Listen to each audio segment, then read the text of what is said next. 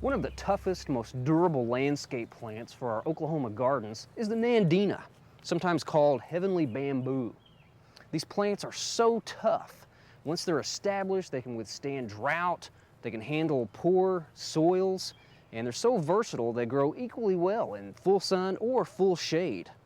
Now, even though they're called heavenly bamboo, the plants are not a bamboo. They're actually in the barberry family, or the Berberidaceae. So our Nandinas are related to things like the barberries, the mahonias, and also the mayapple, one of our eastern Oklahoma woodland species. Well, sometimes on a very cold winter, the leaves can turn black and die, and even more rarely, the plant stems can turn black and die. But the next spring, the plants will rejuvenate real quick and regrow and be just as lush in no time at all. Occasionally, we'll get a call from people wondering how to prune their Nandina. And that's a very good question because these plants have somewhat of a unique growth habit. They spread by underground rhizomes, and then they send up these canes or stems that pretty much just grow straight up. And they do very little branching at all. And if they do branch, the new branch just continues straight up, like you can see here. There's very little lateral growth or sideways growth. Everything just wants to shoot straight up. So after a while in some older plantings, you can have some older Nandinas that kind of look ratty. They can get kind of top heavy with not much foliage kind of covering their legs. Well, one way you don't want to prune your Nandina is with head shears. You don't want to come in and shear the plants. They just don't take that type of pruning very well. And one of the reasons they look bad is because you actually leave a lot of cut leaves on the plant. And when we think about a single leaf of the Nandina, this is what we're talking about right here. This entire structure is one leaf. It's what we call a compound leaf. This one's actually a tripinnately compound leaf. These small things out here are actually the leaflets. This thing right here is not a branch, it's actually called a rachis. So this entire thing is one leaf. And if you prune this with head shears, and you come in and just, cut part of the leaf, it's not going to regrow. I mean, it would be just like if we took a different kind of leaf like this and were to cut it in half, it'd be the same situation.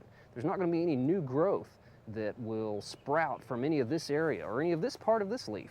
The only bud associated with the leaves is down here at the junction of where the leaf and the stem meet, or the bud in the axillary bud. So that's where the new growth will take place.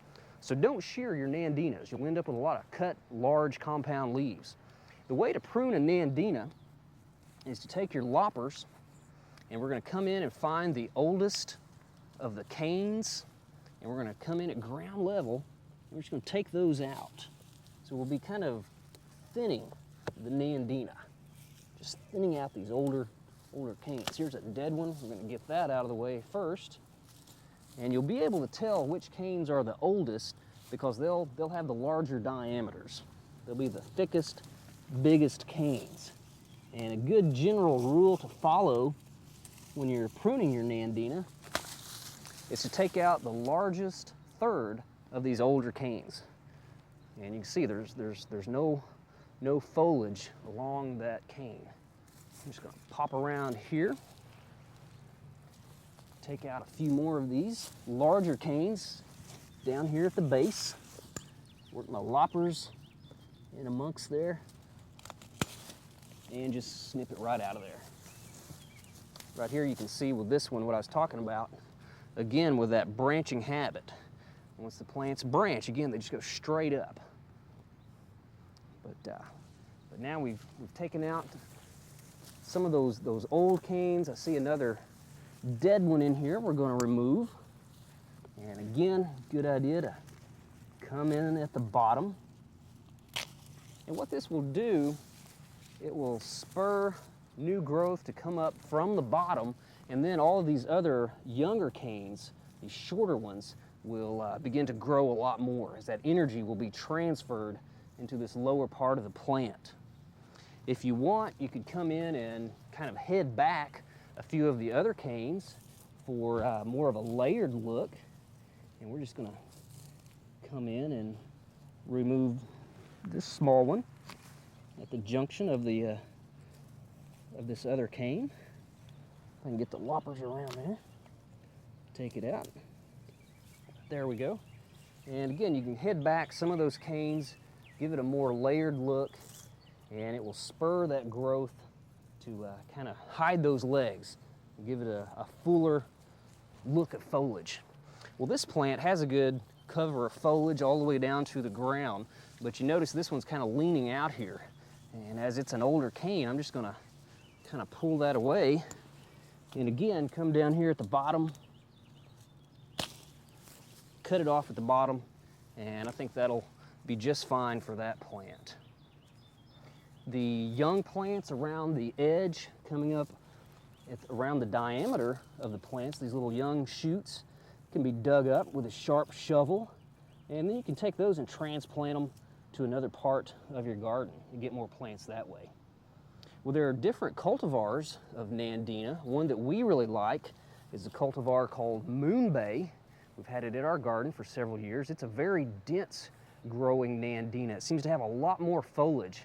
It has very good winter color, and it doesn't seem to get as much dieback as some of the others. This Moonbay Nandina was discovered as a chance seedling at a large nursery in Houston. Well, there are also some dwarf Nandinas, or the Nana type of Nandinas, like we have right here. And it's the same rugged plant in a more compact form. The leaves are a little more contorted, so we don't quite get the triple pinnate combination or all the leaflets like on the larger species, but very popular garden plant. And again, because you get that same toughness in a much smaller plant. One cultivar that is particularly popular, and especially over the last 3 or 4 years, is one called Firepower, and that's because in the wintertime it has this beautiful fire engine red color. And again, a very, very tough plant.